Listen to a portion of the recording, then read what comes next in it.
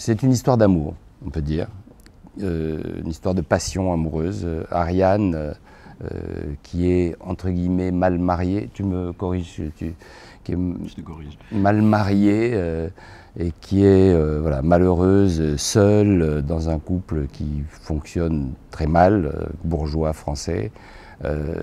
Fait la rencontre de Solal, qui est un diplomate au sein de la Société des Nations, et voilà, il y a une espèce d'histoire d'amour, de passion absolument dévorante qui les relie. Elle découvre l'amour physique à travers cet amour pour Solal, et Solal lui aussi découvre quelque chose de l'ordre de la passion, de la folle passion.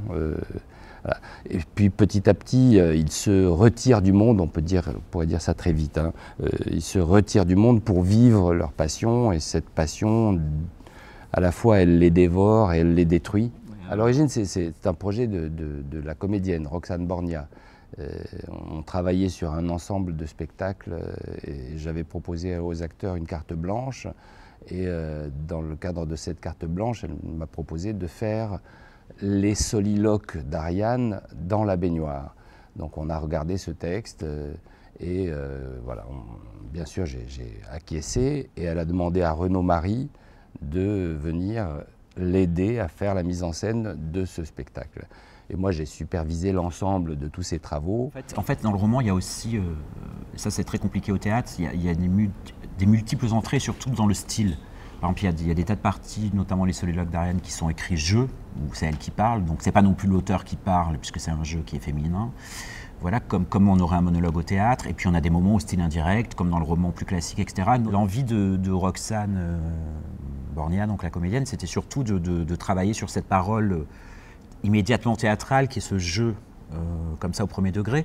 Donc ce que raconte, on va dire, dans un premier temps narrativement, vraiment le montage là, c'est plutôt tous les fragments du début, c'est-à-dire la solitude de cette femme dans son couple. Souvent, il y a des scènes dans le roman où elle est seule dans sa salle de bain, et elle prend des bains, et elle se parle à elle-même en inventant des personnages imaginaires. Elle part de ce moment-là, d'espèce de solitude, d'une vie, je dirais, amoureuse et sexuelle pas comblée, mais assise, mariée, voilà, etc. Elle part de cet endroit-là de l'intime et du début du désir et de la rencontre avec Solal et le début de cet amour. Dans la forme du spectacle, on voit cette descente aux enfers.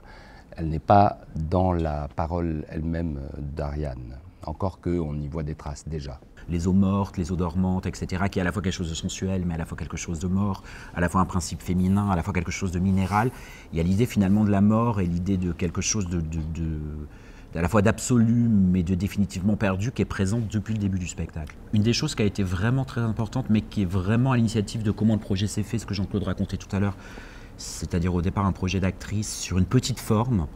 On avait vraiment envie de travailler sur l'intimité.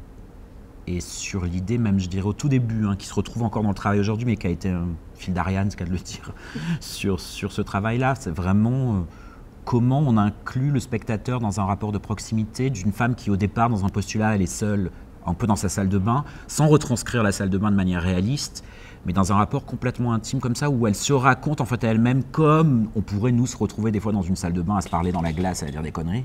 Donc ça, c'est un des premiers principes. Le deuxième principe, c'était, qui a été finalement élaboré, c'est qu'elle ne descende, elle reste dans la baignoire du début à la fin. Elle ne descend jamais de la baignoire, elle ne pose jamais le pied à terre. Et c'est toute une déclinaison de comment on peut utiliser cet espace-là pour en faire un espace vivant, que ce ne soit pas un truc inerte, au contraire, c'est super vivant, et ça l'est d'ailleurs. On part d'une Ariane qui serait déjà morte dans sa salle de bain, et puis qui se remet à revivre tous ces moments différents, pour revenir à la fin à une image de cette Ariane, oui, on peut dire morte, une histoire de chambre mortuaire, on pourrait dire. L'idée effectivement de la tombe, évidemment, il y a une image qui refait penser à Ophélie noyée, le tableau qu'on connaît, etc., avec cette idée d'une image figée, d'une sorte de minéralisation, puisque finalement, la baignoire est recouverte de tissu, donc à la fois ça tient du catafalque, et à la fois ce qui est intéressant dans le jeu de l'actrice, et c'est là où c'est très vivant, c'est comment de cette espèce d'absolu de la mort, mais qui n'est pas forcément triste, mais qui est juste un apaisement terrible. La vie surgit, comment on s'arrache par le souvenir et par l'histoire de la Passion, à chaque fois de l'eau, et à chaque fois de quelque chose qui paraît plombant pour amener de la vie. Alors, ce qu'on dit là a l'air très sombre, c'est pas du tout un spectacle sombre, hein, c'est un spectacle complètement solaire, lumineux.